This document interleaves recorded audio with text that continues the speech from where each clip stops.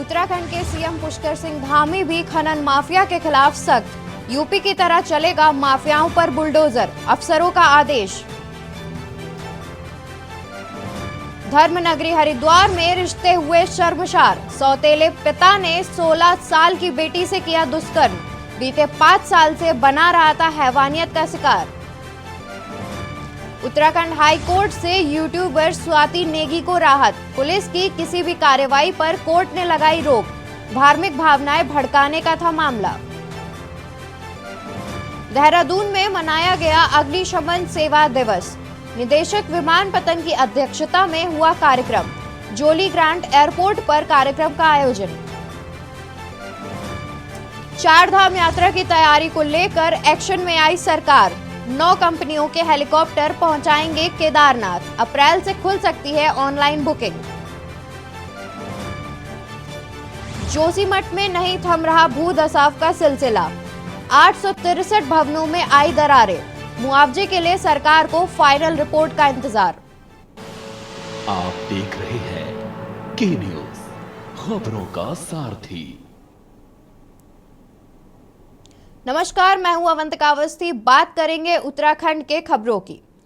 खबर देहरादून से है, जहां सीएम पुष्कर सिंह धामी ने योजनाओं को दी वित्तीय स्वीकृति। 3 करोड़ 25 लाख रुपए की दी वित्तीय स्वीकृति। निर्माण कार्य के लिए 58.78 लाख रुपए किए स्वीकृत।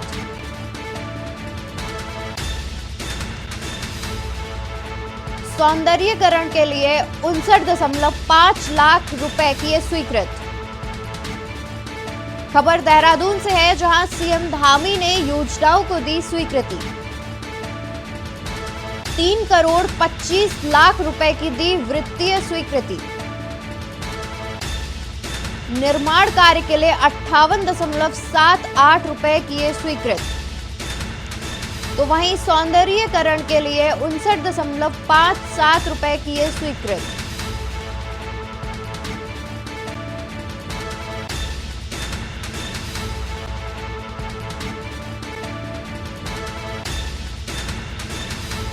निर्माण कार्य के लिए 58.78 लाख रुपए किए स्वीकृत। तो वहीं सौंदर्यीकरण के लिए 59.57 लाख रुपए किए स्वीकृत।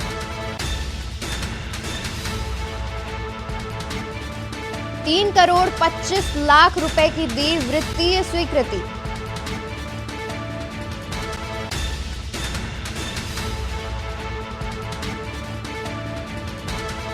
सौंदर्यीकरण के लिए 59.57 लाख रुपए किए स्वीकृत।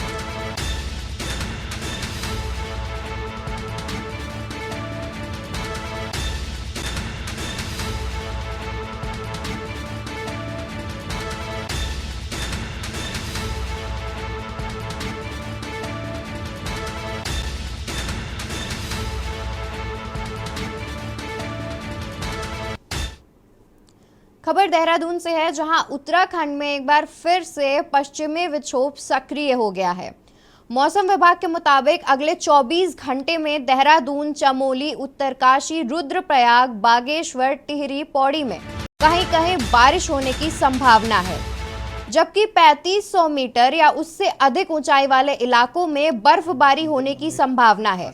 बारिश और बर्फबारी को लेकर मौसम विभाग ने येलो अलर्ट जारी किया है।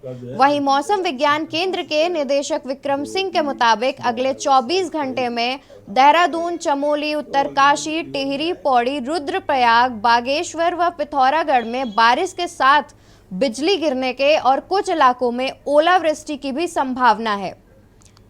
मौसम में बदलाव के चलते तापमान में भी काफी गिरावट देखने को मिलेगी। हाँ सर, क्योंकि आखिरकार तो आना नदी में है। हाँ, जो जल स्तर बढ़ेगा तो आपका जो है जो ऊंचाई वाले क्षेत्र है वहाँ से जो है जो भी स्नो है वो स्लाइड करेगी, एवलांच जो आएगा तो अल्टीमेटली रिवर में आएगा।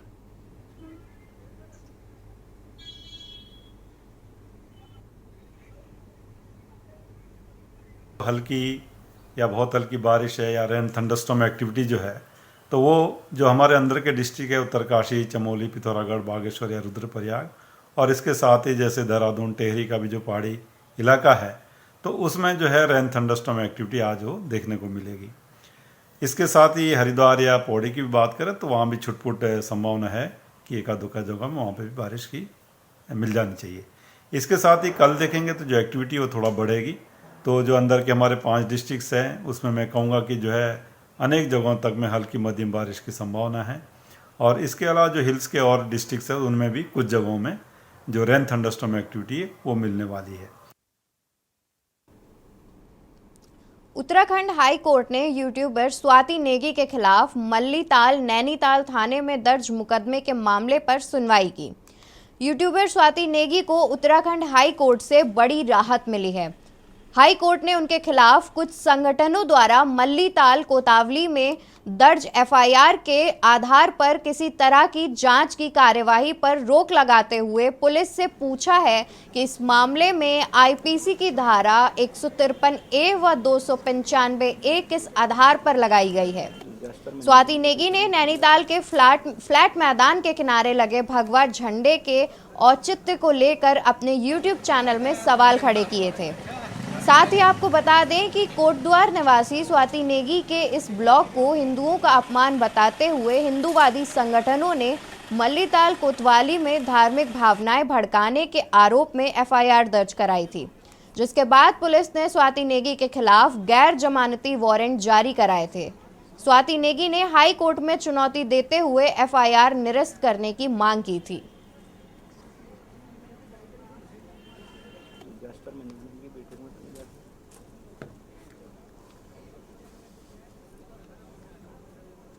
तो कोर्ट ने संज्ञान लेते हुए ये कहा है कि जो social media post Swati Negi ने की है, क्या उसके आधार पर 153A 295A किस तरह से बनता है। हमारा भी कहना कोर्ट से यही था कि जो सोशल मीडिया में जो वीडियो अपलोड हुआ है स्वाति नेगी का, वो बिल्कुल लोकतांत्रिक तरीके से उसने अपनी बात कही है, संवैधानिक दायरों में रहकर बात करी है।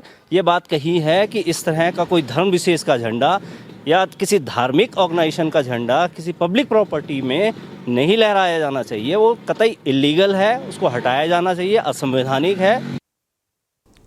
देहरादून के जॉली ग्रांट हवाई अड्डे पर अग्निशमन सेवा दिवस मनाया गया, जहां इस क्रम में निदेशक विमान बतन की अध्यक्षता में जॉली ग्रांट एयरपोर्ट के सभी विभागाध्यक्ष सम्मिलित हुए। वहीं सभी को अग्नि सुरक्षा के उपायों का संदेश दिया गया।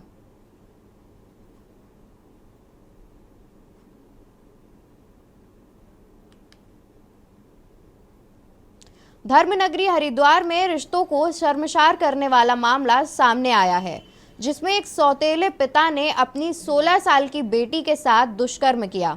पुलिस ने आरोपी पिता को गिरफ्तार कर लिया है। साथ ही मामला कनखल थाना क्षेत्र का है, जहां पीड़ित लड़की ने शिकायत देते हुए बताया कि उसका सौतेला बाप पिछले 5 सालों से उसको डरा धमका कर दुष्कर्म कर रहा है। आरोपी पेशे से दर्जी है। उसकी पहली पत्नी की मौत हो चुकी है। वर्तमान में वह दूसरी शादी कर अपनी पत्नी और बच्चों के साथ रह रहा था। पीड़िता नाबालिग लड़की की शिकायत पर पॉक्सो एक्ट में मुकदमा दर्ज कर पुलिस ने आरोपी को गिरफ्तार कर लिया है। सीओ सिटी मनोज ठाकुर का कहना है कि मामला संज्ञान में आते ही पुलिस ने तुरंत पॉक्सो एक्ट में मुकदमा दर्ज किया। सौतेले पिता को गिरफ्तार कर न्यायालय में पेश किया गया है। नाबालिग लड़की कनखल थाना क्षेत्र में रह रही थी।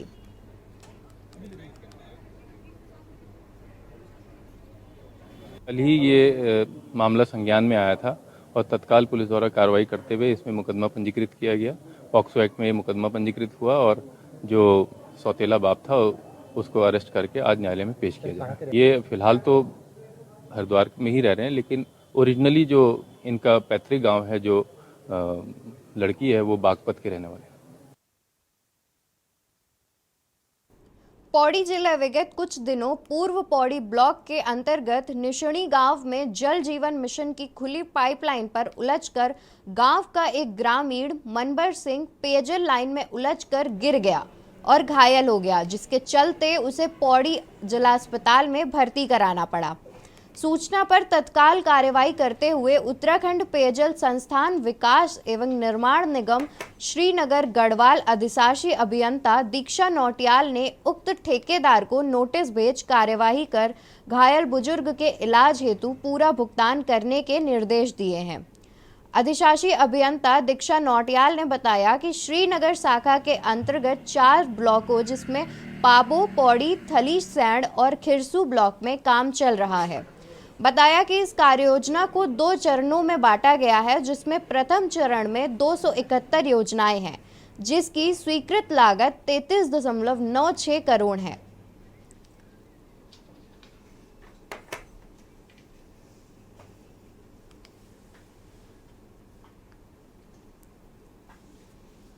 शाखा श्रीनगर है, इसमें ये 4 ब्लॉकों में काम कर रही है। पाबो हो गया, पौड़ी, थली सैंड और खिरसू।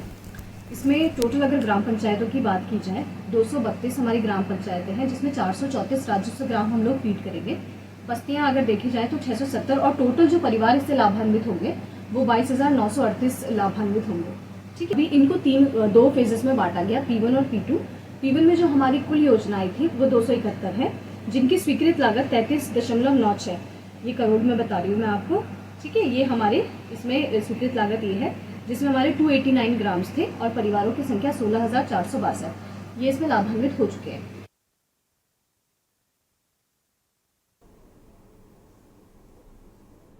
उत्तराखंड में खनन माफिया बेखौफ है। आलम यह है कि इन बेखौफ माफियाओं को रोकने जा रहे अधिकारियों की गाड़ी को टक्कर मारने और इन्हें कुचलने में भी इनके हाथ नहीं कांप रहे हैं। ऐसा ही कुछ देहरादून की कैंट विधानसभा में भी देखने को मिला, जहां अवैध खनन कर रहे माफिया की ओर से सिपाही पर ट्रैक्टर ट्रॉली चढ़ा दी गई। हादसे में सिपाही बुरी तरह से घायल हो गया, जिसका इलाज अस्पताल में चल रहा है। वहीं इस मामले का मुख्यमंत्री पुष्कर सिंह धामी ने भी संज्ञान लिया। उन्होंने तत्काल डीजीपी अशोक कुमार को तलब कर आरोपियों के खिलाफ सख्त कार्रवाई के निर्देश दिए हैं।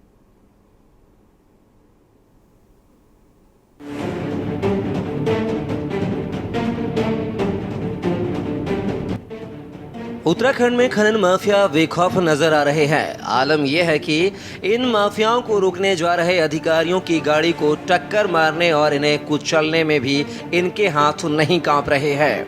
ऐसा ही कुछ देहरादून की कैंट विधानसभा में भी देखने को मिला, जहां अवैध खनन कर रहे माफिया की ओर से सिपाही पर ट्रैक्टर ट्रॉली चढ़ा दी गई।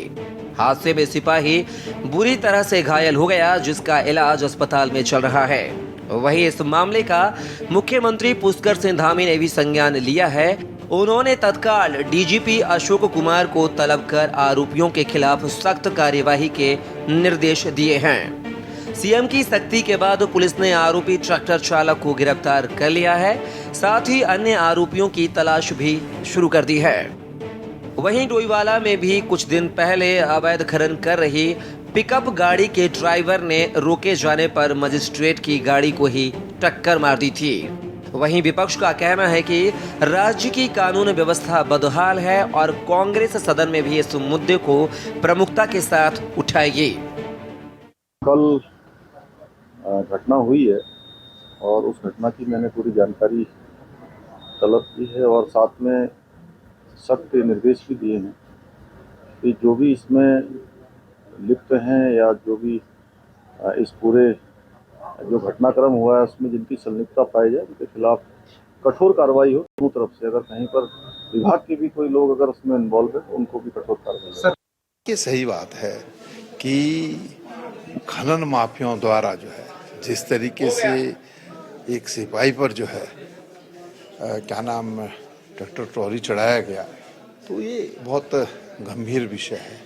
और मैं तो कहना चाहता हूँ सरकार से, सरकार लगातार इस बात को कह रही है कि हम खनन माफियाओं से पूरी कड़ाई के साथ निपटने का काम करें। तो जो लोग दोषी हैं उनके खिलाफ सख्त से सख्त कार्रवाई होनी चाहिए ताकि दोबारा कोई दुस्साहस ना कर पाए। एक खनन की गाड़ी है, पिकअप है बोलेरो, उस पर नंबर प्लेट भी नहीं है, कुछ भी नहीं है। वो तहसीलदार साहब उनका पीछा कर रहे थे, तो हमारे आबादी क्षेत्र से धर्मचक से होते हुए गाड़ी लगभग 80-90 की स्पीड पे रही होगी। वो तेज़ी से गाड़ी हमारे गांव से निकली और दुर्घटना होने से बची। छोटे छोटे बच्चे गांव में घूमते हैं, और स्कूल की एक वैन थी छोटी सी, वो भी दुर्घटना होने से बची। आगे जाके तहसीलदार साहब ने उनको जैसे ओवरटेक करा तो ड्राइवर ने उनकी गाड़ी में को भी हिट कर दिया। फिर उनको पकड़ा, फिर पकड़ने के बाद उनको यहाँ लाया गया है तहसील में। अब एसडीएम मैडम को तो हमने एप्लीकेशन दे दी है, एसडीएम मैडम ने एचएसओ को भी बोल दिया है और तहसीलदार साहब को भी बोल दिया है। वहीं नैनीताल हाईकोर्ट ने खनन से भरे ट्रकों के ओवरलोडिंग मामले में सख्ती दिखाई है। इस मामले में सरकार से भी कोर्ट ने जवाब मांगा है। साथ ही कोर्ट ने ओवरलोडिंग को लेकर सरकार के शासन आदेश पर भी रोक लगा दी है। मामले की सुनवाई के बाद कोर्ट की खंडपीठ ने राज्य सरकार के ओवरलोडिंग शासन आदेश पर रोक लगाते हुए मोटर व्हीकल एक्ट के प्रावधानों का सख्ती से पालन कराने को कहा है। जो खनन में लगे हुए वाहन हैं जो कि ट्रांसपोर्ट करते हैं माइनर मिनरल का, उनके लिए खनन समिति द्वारा एक upper limit motor vehicle act के नियमों के अनुसार तय की गई थी कि वो मैक्सिमम 108 क्विंटल तक ही मटेरियल लोड कर सकते हैं। लेकिन 30 जनवरी को सरकार ने एक शासनादेश जारी किया कि 108 क्विंटल से अधिक भी अगर वो मटेरियल लेकर ट्रांसपोर्ट करते हैं तो उस पर रॉयल्टी देने के बाद उनको अगले दिन की निकासी दी जाएगी, परमिट किया जाएगा। यानी कि एक तरह से ओवरलोडिंग को लीगलाइज कर दिया गया था, जिसके बाद लगातार ओवरलोड व्हीकल सभी माइनिंग साइट से नदियों की चल रहे थे। जिसके बाद आज कोर्ट में मैटर आर्ग्यू हुआ था और कोर्ट ने इस पर जो मोटर व्हीकल एक्ट के प्राविधान हैं और साथ ही सुप्रीम कोर्ट के आदेश हैं उसके अनुसार राज्य सरकार को आदेशित किया है कि वो इस आदेश का अनुपालन न करे, इस पर स्टे लगा दिया है। कुल मिलाकर उत्तराखंड में बेखौफ खनन माफियाओं ने राज्य की कानून व्यवस्था पर सवाल खड़े कर दिए हैं। आलम यह है कि बेखौफ खनन माफिया अधिकारियों को भी नहीं छोड़ रहे हैं। ऐसे में सवाल यह है कि आखिर कौन इन माफियाओं को खुली छूट दे रहा है? क्या सिस्टम के भीतर से ही इन माफियाओं को बढ़ावा दिया जा रहा है? क्या धामी की सख्ती से इन खनन माफियाओं पर कानून का खौफ दिखाई देगा या नहीं? देहरादून से के न्यूज इंडिया के लिए अंकित काला की रिपोर्ट। बात करेंगे रामनगर की, जहां तराई पश्चिमी वन विभाग की रामनगर रेंज के वन कर्मियों ने मुखबिर की सूचना पर हल्द्वानी मार्ग के समीप छोई के पास लिपस्टिक से भरी एक ट्रैक्टर ट्रॉली को कब्जे में लेने की कार्रवाई की है। हालांकि वाहन चालक मौके से फरार हो गया। घटना के संबंध में रेंज के रेंजर देवेंद्र रजवार ने जानकारी देते हुए बताया कि सोमवार की देर रात मुखबिर द्वारा सूचना दी गई थी। ट्रैक्टर ट्रॉली लिप्टिस से भरी हुई है, रामनगर की ओर से आ रही है, जिसके बाद वन कर्मियों ने छोई के समीप इस वाहन को रोक लिया, लेकिन तब तक चालक मौके से फरार हो गया। रेंजर ने बताया कि इस वाहन ने लिप्टिस के करीब 40 लट्ठे भरे हुए हैं, जिसकी जांच की जा रही है। साथ ही उन्होंने ये भी कहा कि जांच के उपरांत नियमानुसार कार्रवाई की जाएगी।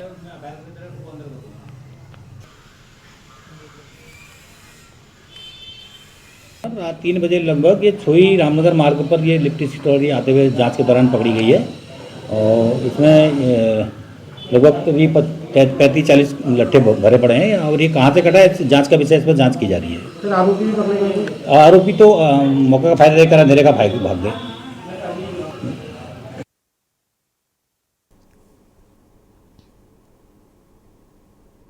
खबर लक्सर से है, जहां सीएफओ नरेंद्र सिंह कुंवर लक्सर पहुंचे। उन्होंने तहसील परिसर में स्थित अग्निशमन विभाग कार्यालय का वार्षिक निरीक्षण किया। नरेंद्र सिंह कुंवर ने फायर उपकरणों के साथ ही सभी दस्तावेजों को बारीकी से चेक किया। कुंवर ने बताया कि लक्सर में उनके विभाग का अपना फायर स्टेशन नहीं है, तहसील परिसर में ही फायर स्टेशन बनाया गया है। आपातकाल में यहां से फायर की गाड़ी निकलने में भी परेशानी होती है। अभी फायर स्टेशन का मामला कोर्ट में विचाराधीन है, लेकिन जल्द ही यहां फायर स्टेशन स्थापित करने की कवायद शुरू की जाएगी।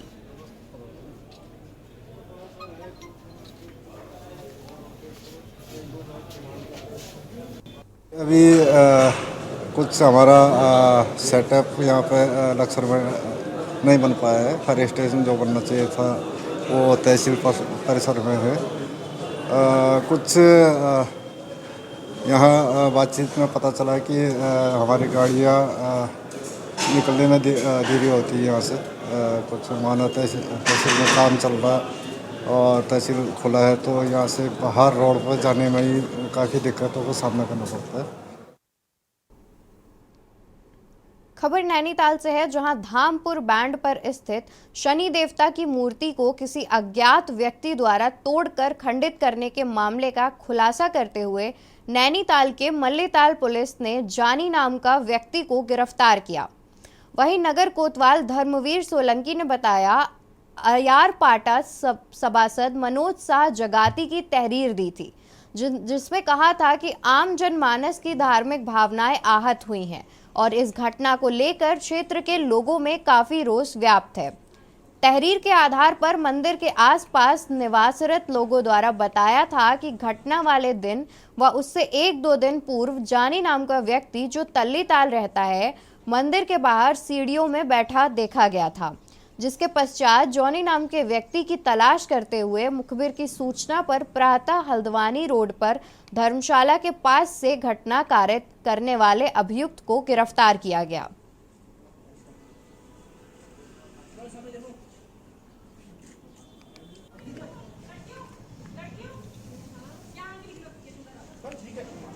वहाँ के वार्ड में हमारे अयरपाड़ा के मनोज जगाती, उन्होंने एक तहरीर दी कि शनि मंदिर में मूर्ति में तोड़फोड़ हुई है। इसकी जैसे ही हमें सूचना की, तत्काल हम मौके पर गए और हमने अपने उच्चाधिकारियों से सूचित किया। तो हमारे एसएसपी महोदय ने तत्काल खुलासा के लिए हमें इसमें निर्देशित किया गया। तो हमारे द्वारा एक पुलिस टीम का गठन किया गया, जिसमें हमने सारे तथ्यों के फिर जानकारी की गई, लोगों से पूछताछ की गई। उसके बाद एक जॉनी नाम के व्यक्ति हमारे प्रकाश में आया, जिसका नाम नवीन आर्य और जॉनी है, जो कि तल्लीताल क्षेत्र का रहने वाला है। उत्तराखंड की खबरों में बस इतना ही। आप बने रहिए हमारे साथ।